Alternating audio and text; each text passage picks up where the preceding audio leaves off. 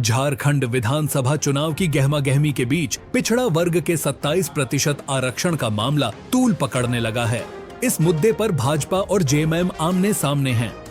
इसी बीच आज भाजपा के ओबीसी मोर्चा के प्रदेश अध्यक्ष अमरदीप यादव ने साकची में प्रेस कॉन्फ्रेंस कर जेएमएम पर निशाना साधा।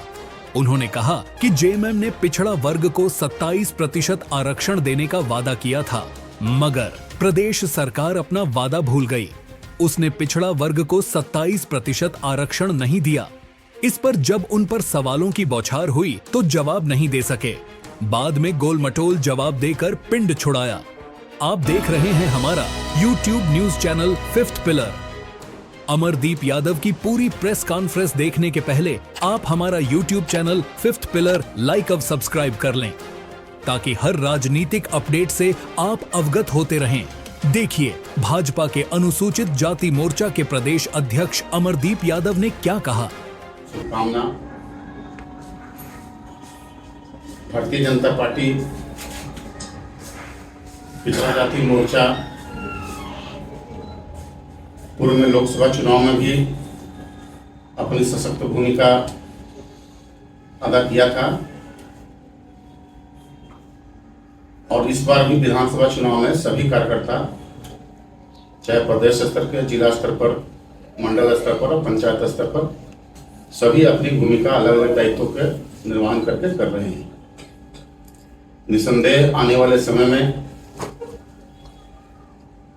झारखंड में बीजेपी के नेतृत्व में एनडीए की सरकार बनेगी, पूर्ण बहुमत की सरकार बनेगी। पिछड़ा जाति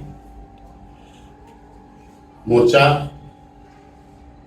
भारतीय जनता पार्टी के आदरणीय प्रधानमंत्री श्री नरेंद्र मोदी जी के नेतृत्व में पिछड़े के कल्याण के लिए जितने भी काम उन्होंने अपने 10 वर्षों के कार्यकाल में किया, उन सभी विषयों को रखने के लिए आप सभी के बीच उपस्थित मैं हुआ हूँ। कुछ विषय आपके बीच रखना चाहूँगा। श्री नरेंद्र मोदी जी ने अपने कार्यकाल में संयुक्त बिहार के पूर्व मुख्यमंत्री स्वर्गीय कर्पूरी ठाकुर और पूर्व प्रधानमंत्री स्वर्गीय चौधरी चरण सिंह को भारत रत्न दे करके दलित, शोषित, पीड़ित, वंचित और किसानों के लिए संघर्षरत रहने वाले लोगों के जो वर्षों की मांग थी, उनकी मांगों को पूरा किया और उनका सम्मान बढ़ाया, उनका मान रखा। मोदी सरकार ने दशकों से चल रही मांग राष्ट्रीय पिछड़ा वर्ग आयोग को संवैधानिक दर्जा देकर पूरा किया। इसके लिए 123वां संविधान का 123वां संशोधन उन्होंने किया। अब पिछड़ा वर्ग जो है उसे सिविल कोड का अधिकार प्राप्त है। सामाजिक न्याय और अधिकारिता विभाग के द्वारा बजट का आवंटन भाजपा सरकार में 90% से अधिक वृद्धि की है। विश्वकर्मा जयंती 17 सितंबर 2023 को पीएम विश्वकर्मा योजना की शुरुआत 13,000 करोड़ रुपये के बजट के साथ की गई। इसमें 18 प्रकार के जो कामगार है, उन कामगारों के आर्थिक स्वावलंबन, स्वरोजगार से जोड़ने के लिए यह योजना जो आदरणीय प्रधानमंत्री जी की महत्वाकांक्षी योजना थी। मत्स्य पालन का एकमात्र ऐसा क्षेत्र जहां पिछड़ा वर्ग महत्वपूर्ण रूप से शामिल है। इसके लिए प्रधानमंत्री मत्स्य संपदा योजना, पिछड़ा वर्ग को न्यायोचित प्रतिनिधित्व मिले, इसके लिए क्रीमी लेयर की सीमा 6 लाख रुपया और वार्षिक आय से बढ़ाकर 8 लाख रुपया किया गया। राष्ट्रीय पिछड़ा वर्ग वित्त एवं विकास निगम का गठन किया गया, जिसके तहत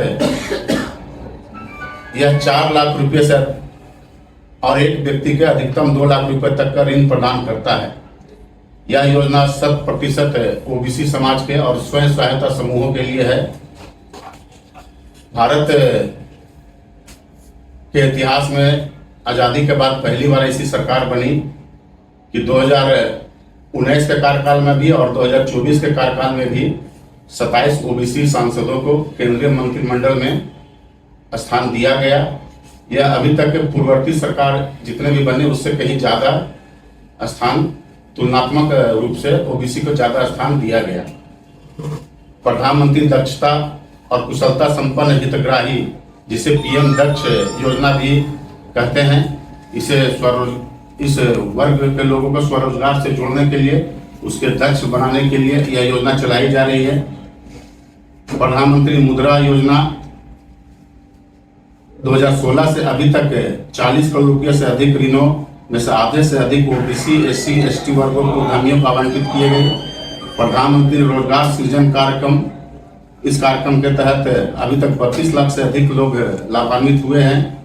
कोरोना महामारी के दौरान रेहड़ी पटरी लगाकर अपना गुजर बसर करने वाले भाई बहनों को आर्थिक संबल देने के लिए प्रधानमंत्री स्ट्रीट वेंडर आत्मनिर्भर निधि योजना, पीएम स्वनिधि, इसके छोटा नाम है पीएम स्वनिधि की शुरुआत की गई। इस योजना के 44% से अधिक लाभार्थी ओबीसी वर्ग से आते हैं। विदेशों में अध्ययन करने के लिए जिसे शैक्षिक ऋण देने के लिए मेधावी विद्यार्थियों को BR अम्बेडकर योजना के तहत उन्हें ऋण प्रदान किया गया, जिसमें ओबीसी और ईबीसी, इकोनॉमिकली वीकर सेक्शन, जो स्वर्णिम के लिए है, उच्च शिक्षा प्राप्त करने का सपना पूरा हो रहा है इस योजना के अंतर्गत, जिसमें ओबीसी छात्राओं के लिए आरक्षित 50% फंडिंग, योग्य ओबीसी छात्रों के लिए विदेशी उच्च शिक्षा का समर्थन, समावेश और सशक्तिकरण किया जा रहा है। PM young achievers scholarship scheme यानी श्रेयस योजना के तहत ओबीसी वर्ग के छात्रों को पीएचडी सहित अन्य अध्ययन हेतु वित्तीय सहायता प्रदान की जाती है। ओबीसी छात्रों को मेडिकल में यहाँ व्यवस्था नहीं थी जमशेदपुर में। लॉकडाउन के टाइम में अगर यहाँ पर व्यवस्था सुचारू सरकार के द्वारा रहती तो हमारे प्रदेश अध्यक्ष स्वर्गीय लक्ष्मण गिलुआ जी आज इस दुनिया में जो नहीं है, ये भी सरकार के लापरवाही और सरकार के जो है कुव्यवस्था का शिकार हुए।